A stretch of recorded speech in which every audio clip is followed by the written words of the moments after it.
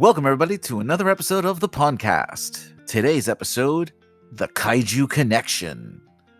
I'm your host, Draco, and joining me today, my co-host, Guren. Hello. And special guest, Last Champion Spirit. I like turtles! And let's get right on into it. So, X reached out to me and had asked me a couple of questions about possible connections to the DLC announcement back on Pokemon Day and some thoughts that he had. And so, together, we've kind of come up with this interesting connection between Pokemon and Kaiju specifically that reverberate a lot of what's going on or what we've been seeing over the last couple of generations, specifically with the Gigantamax and Dynamax forms of Pokemon, and now this new DLC that has very interesting depictions of new Pokemon that we have yet to know more about. And so I'm going to go ahead and let X kick things off, and we'll go ahead and I'll start filling in some of the gaps in the middle to try and help show what we're seeing. In all honesty, and to kind of explain the greeting that I gave, is this all started when I saw Terrapagos being released, and I had really memories of seeing Gamera flying through the air in its spinning shell and with this like mist or fog behind it, and that's what made me reach out to Draco and ask if Terrapagos could somehow represent Gamera, and if Gamera ever spent time as the tiny turtle. Later we got our baby Terrapagos revealed to us. So we have some other connections looking back through the generations that we'd probably like to touch on and give you an idea of what we're talking about. And then I also got some history on what really inspired the creation of Pokemon that might bring this all together for us at the very end. Draco, Baxcalibur is absolutely your favorite, and how it's connected to one of the out there Godzillas. Yeah, it has been one of my go-tos as of late, partially because of the fact that it's got that maple leaf design that's iconic to Godzilla, but also because it has some features that are more inherent with Space Godzilla, which is almost a doppelganger of sorts of Godzilla, except it's got a crystalline structure, and since Baxcalibur is an ice-type Pokemon, ice is crystalline structures when water freezes. And so one of the things that we were discussing is how possibly Baxcalibur isn't a Godzilla clone, but more of a Space Godzilla clone. And it wouldn't be the first time that Pokemon has dipped into the Toho library to copy a lot of the more iconic kaiju that we know of in today's world. I mean, I think Guren might even be familiar with the fact that Hydreigon is reminiscent of Ghidra. I mean, Guren, what do you think that Iron Jugulus might even be the Mecha Ghidra? Yeah, that one was like a for sure thing. It's like, oh, Ghidra, because I do like Ghidra. Actually, is my favorite kaiju of that series. Also, side note, I did not know there was a Space Godzilla.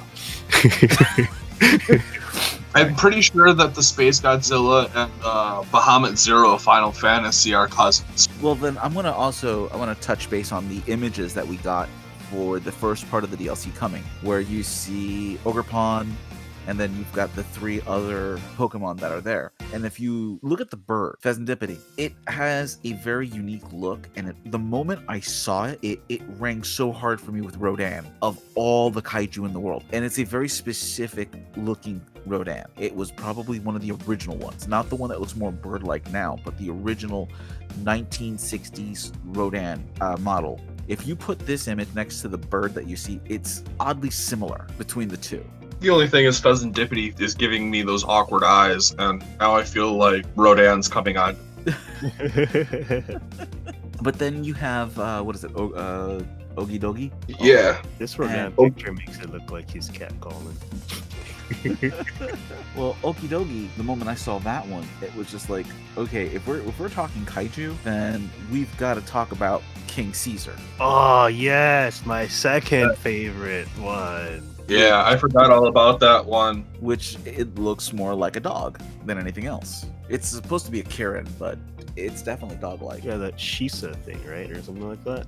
Yeah. Something similar? Yeah. This was one of the first Godzilla movies I saw, the one with this guy in it, because it was Godzilla vs. Mechagodzilla. So, like, yeah, that's why this guy was, like, my second favorite. So to kind of jump in right after Guren here, I'm looking at this image, and look at the leg scaling. Look at the armors. Is this looking kind of familiar to a Pokemon that we see in your region, Guren, down in Aloha?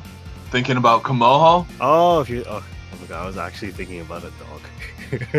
No, Something more similar to a golden dog. Sorry. shower, the upright stance. I'm really getting Komodo vibes from this, in spite of it being a dog. I can Yeah. definitely see it now.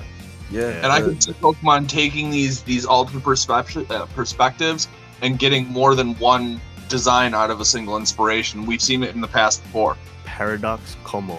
That looks just like she's a Caesar. Yeah, like a path. But I mean, what do you do with? How do you make a dragon into a dinosaur? Like, it's already there. Mm-hmm. yeah.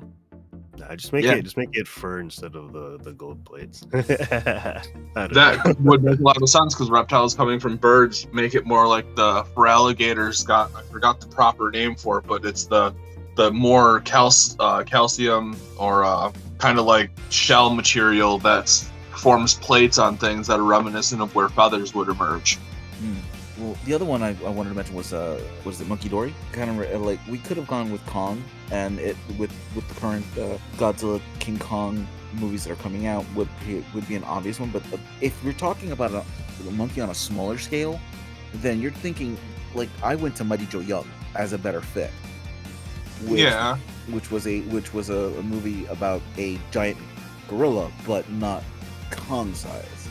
But how many different sizes has Kong been depicted? Because I feel like the kaijus in general, Godzilla I've seen in so many different scales depending on what movie, and I think like the kaiju can follow a very similar course to that.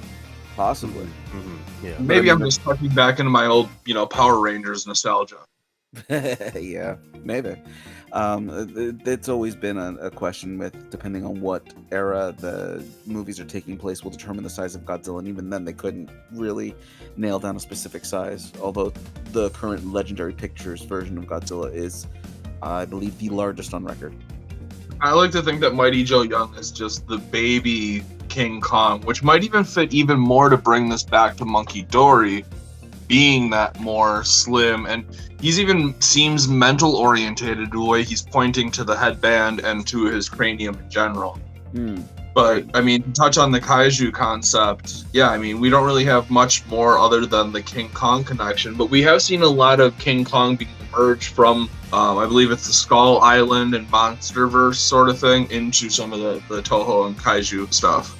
The funny thing is that there's a very strong connection between Toho and the Pokemon Company. There always has been. Many of the movies that were done and a lot of the recent animation for the series have been done through the Toho Animation Studios. And recently, back on May 28th, around May 28th in 2019, Hiro Matsuoka was the managing director of Toho, is now sitting as well as part of the external board for the Pokemon Company.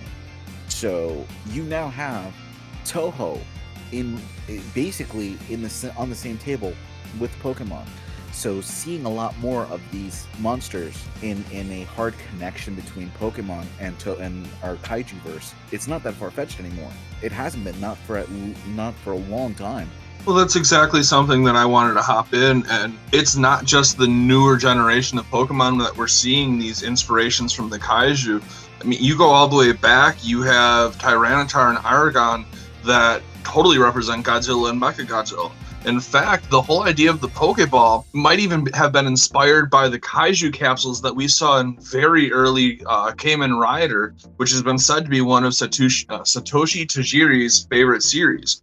That combined with his love of bug collecting is kind of how we got Pokemon in the first place. All right, I remember they mentioning something like that. Yeah. I think I saw Birdkeeper Toby really covered it in depth. It's like that thing that was like a mini autobiography, like a comic thing or something, right? Something like that? I believe that's where it originally was.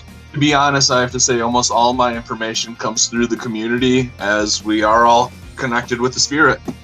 I've always seen Kaiju because I'm a huge Toho fan. I've always Toho, Gamera. I used to watch all those growing up. I still avidly watch them whenever I have time to sit down and watch a movie. I'm trying to get my hands on the entire collection of Godzilla movies from Toho. That is an undertaking unto itself, let me tell you. But the fact that while doing a little digging for this particular episode, I found that not only the fact that Toho has been a part of Pokemon since almost the very beginning, which is really incredible to know. They've literally been a part of Pokemon since the very first movie back in 1998, and they have been consistently the ones to do all of the movies for each of the generations that have come forth. So seeing that connection, knowing the fact that Toho has been a part of the Pokemon community is probably one of the reasons why I love this community so much as it is. But you can always see like Mothra has, for me, Mothra was always Volcarona. The looks. See, I thought that the G-Max Butterfree was based off Mothra, the giant thing. Probably. I always called my Volcarona Mothra, and my Gliscor was Batra. Well, see, now you can get a Tinkatunk, and that'll be the ones that sing to bring out. Oh no, Tandemaus. Tandemaus could be the ones that say, save. Sorry. Oh my god, please. It's like huge open mouth thing that it does in its animations, please. Stop. And that's your Tandemaus. It just sets up for your Volcarona. Yeah, that's just true. It's just like there's so many little hints in here that I wouldn't be surprised if at some point Pokemon got the green light to port over actual kaiju from the Toho line. It would be amazing to see, or even if the Pokemon Company and Toho got together to do a spin-off game that is based in the way Pokemon is, but with all of the Toho kaiju. I think you're going to see that more in the fan region than the official, but... I don't know. They recently released Monster Rancher for the Ultraman series. All right. Because I don't know much about each kaiju, like, or most of the kaijus that you guys mentioned, but besides like putting a name to a face, like a lot of this is kind of new to me still.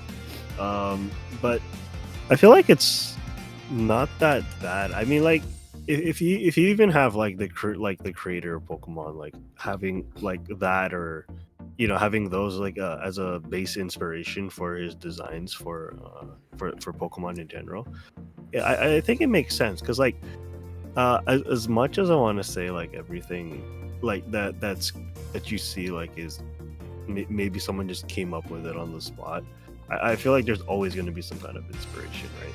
So like just having that connection to like Toho and their kaiju monsters, I think makes a lot of sense, right? I mean, like we as far as I can think of, or the oldest connection from what I can get from like a Toho connection to Pokemon in general was like the whole Tyranitar thing, right? Like it's basically Godzilla. And then you come around to like 2019, and then it's like, oh my god, Duraludon, like personally that's one of my favorite Pokemon to come out of Gen 8. And then you read its Dex entry, and it's like, oh, sometimes it gets into fights with Tyranitars or something like that, right? Over territory. And I'm like, oh my god, it's a Godzilla versus Mechagodzilla reference kind of thing, And it's, yeah, so I think it's so like so far like getting all this information about some things that I don't know about, and maybe like thinking about like all the times where this was probably implemented into the series or into the franchise at all, just makes it pretty cool. I just thought of something. Okay, so like how in DLC, at least for the Teal Mask, maybe for the Indigo this too, but I think mostly for Teal Mask, I know we're going to like quote unquote a different area / region, the Tohoku region, and like I don't know how much of an influence it's gonna have with like I don't know how they're gonna go about the whole terrestrialization secrets thing that they're gonna do, but if we do look at it in another perspective, like what if, well, I mean, I don't think it's gonna happen, but like what if that could be like a reference to what the hell is that place called, like the Monster Island, right? Like what if the Tohoku region was like Monster Island or something? Ooh, now there's a thought. I didn't even think about it.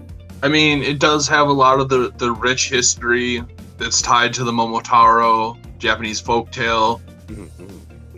Like I pointed out in one of my videos, is I think that Paldea might be the village that Momotaro hails from, and we're going to Kitakami, which might be this Oni land or Ogre world or whatever, or like you're saying, the Monster Island. But we already know that there's a village and there's people here. So the interesting thing about that is maybe this is the only village and it's right on the coast, and it could be like a Lost scenario where it's like we got to stay on the beach because of the white smoke monster. Ooh. And in this case, it'd be like Ogre Pond, right? Like, yeah, so we have to live here. Yeah, what is that? The village or something where they had to stay out of the forest because if you go in the forest, the demons will get you. Yeah. Oh god, I just thought of something funny. I was thinking of like the whole return the slab or suffer my curse kind of thing. But then it's like, in this case, it's like maybe some kid or something took Ogre Pond's mask and it's going on a rampage. It's like, no, what are you doing? Return the mask. So there's another Japanese folktale that could be connected to this, where it was a Japanese orphan at a monastery would often hang out and get drunk with the older monks and start being very jokey and playful. And one day he grabs an Oni mask from one of the mask stands during a festival and starts wearing it to go around and startle and scare people. Then when he, at the end of the night, when he returns and tries to take the mask off, he realizes that he can't take that off, and over time he develops into one of the most powerful Oni lords in the land. Actually, I think in folktale it's like one of the top 4. Oh. So we could do this whole thing where Ogre Pond was similar to some of the old Pokedex entries of, I believe, Kadabra, was a human that got a hold of this mask and became a Pokemon. Oh. So that could be cool, but maybe to also touch on, I don't know if you anyone follows Twitter and what I've been doing there, exchanging ideas with Soul Silver Art, is the idea that maybe the Oni mask that this orphan boy took either had or was placed with crystals from the baby Terrapagos, and by removing these from the Terrapagos and putting them onto the mask caused this whole Halloween 3 situation where you became what the mask is as opposed to your true nature. This also could be, instead of putting it into the Terra Orbs, to give credit to our friend Lumio's post about the idea that baby Terrapagos might actually be existing in our Terra Orbs already. Ooh. So this connects the idea that, like Riddler Koo hinted at the idea that the third legend has been with us, similar to a Ho-Ho at the beginning of the anime situation. So baby Terrapagos could actually be inside of our Terra Orbs, and then Ogre Pond could be the Oni that came to the village of Paldea and stole the hidden treasure, or one of the hidden treasures of Area Zero, being a baby Terrapagos, brought it back to Kitakami, which is the region that Kitakami is based on. A delicacy there is actually turtle soup, and used those crystals on its mask because it's no longer part of the Pokemon still, or the pendant form of that Pokemon as we've been shown in the new anime. You now get a different effect to the Terra form, and you end up with what I'm calling either Professor Kari's term of Terra Max or Terra Mask forms. Ooh, I like it. It almost sounds like a play on words kind of thing. Yeah. But that's kind of the most recent thing right now. Also, I believe Lumio's post built on some of the ideas that me and Soul Silver Art were talking about, adding their own to, we might actually see baby Terrapagos in the teal mask instead of in the indigo disc, or in both, which would really tie in the fact that if the baby Terrapagos is the hidden treasure of Area Zero that Ogre Pond stole from the village of Paldea, we are playing the role of Momotaro, going there, either rescuing Okidogi, Pheasantipity, and Monkey Dory from some sort of corruption, or just getting them to join our cause to reclaim this treasure, therefore discovering Terra Mask forms and bringing it to the Oceanic Blueberry Academy, thus rescuing a small turtle and returning it to the ocean, which is the precedent for the Uramashi Taro folktale. This is why I like having you on. You have such great insight. I flex for the team. I mean, it also helps that, like Draco and I were talking about earlier, I have such a wonderful, supportive community behind me, being kind of mentored by Dusty Gogo, being supported in terms of counsel by Lumios Post, and being able to interact and build these theories and ideas on Twitter with Soul Silver Art. Not to mention, we get to spend a lot of time here really putting these ideas out there in real time and developing them with who I really hope turns out to be the PokeTuber David Letterman in our near future, Draco. Oh, let's go. So, with that said, what do you all think about our thought process on how many connections we see with the Kaiju? Let us know down below. Also, be sure to share, like, and subscribe. And also make sure to check out Last Champion Spirits channel, an amazing content creator and a good friend of our channel. And as always, have a wonderful day. Bye. Till next time, you have the spirit. Bye. Go. Hey, PJ!